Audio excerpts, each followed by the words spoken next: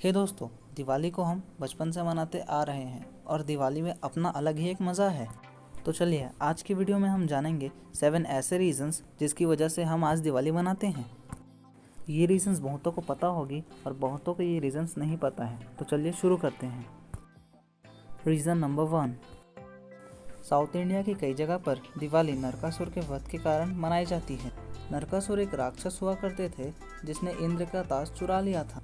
अब इंद्र परेशान होकर कृष्ण भगवान के पास जाकर कहते हैं कि उन्हें इस दुविधा से वे बाहर निकालें।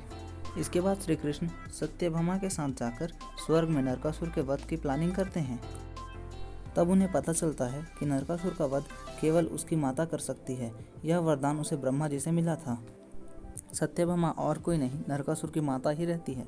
तो सत्यभामा के द्वारा नरकासुर के वध के कारण ही साउथ इंडिया में दिवाली मनाई जाती है। साउथ इंडिया के पौराणिक पुस्तकों में इसका उल्लेख है। रीज़न नंबर 2, देश के ज़्यादातर हिस्से में दिवाली को मनाने की वजह श्री राम जी के अयोध्या वापस आने हैं।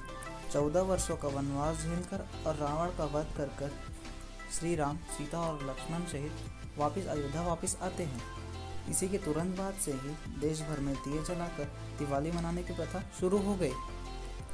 The return of Pandavas Mahabharat के अनुसार जब पांडव 12 साल के वनवास के बाद हस्तिनापुर लौटे, वही दिन दिवाली कहलाती है। उसी दिन हस्तिनापुर के वासियों ने नगर को दियों से जलाकर उज्जवल किया था। रीज़न नंबर 4, एक राजा था जिसका एक बेटा था। श्राप के अनुसार उसका बेटा शादी के एक दिन बाद ही मर जाएगा। राजा आखिर में अपने बेटे की शादी कर लेता है। फिर बेटे की पत्नी को उसके श्राप के बारे में पता लगता है, जिस वजह से पत्नी उसकी जान बचाने के लिए सोच विचार करती है।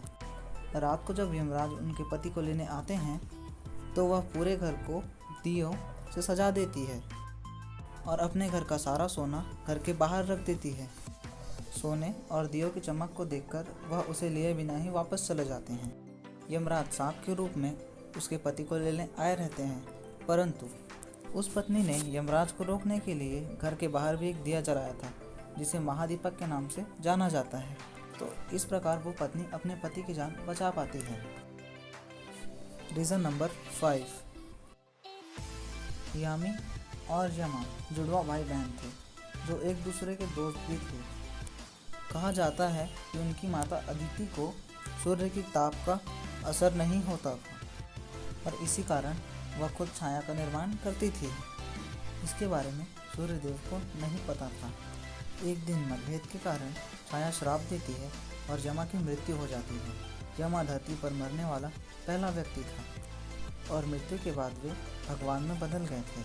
उसके बाद से ही यमा हर साल एक बार वापस आते हैं अपनी बहन यामी से मिलने। रीज़न नंबर 6, दिवाली का दिन सिख कम्युनिटी के लिए बहुत महत्वपूर्ण दिन है। इसी दिन सिखों के तीसरे गुरु अमरदास ने ये तय किया था कि दिवाली के दिन सभी सिख अपने गुरु के ब्लेसिंग्स लेने आ सकते हैं और दिवाली के दिन ही गुरु हरगोविंद को रिहाई मिली थी, जिस कारण सिख कम्युनिटी के लोग जश्न मनाते हैं और दिवाली के दिन ही गोल्डन टेम्पल की नींव रखी गई थी। रीज़न नंबर 7, दिवाली को मनाने की एक वजह यह भी है कि ये हिंदुइज़्म के हिसाब से नए साल की शुरुआत है और मान्यता है कि इस दिन सारे शुभ काम किए जाते हैं। तो बस आज के लिए इतना ही। तो अब आप समझ चुके होंगे दिवाली मनाने के कई कारण। धन्यवाद।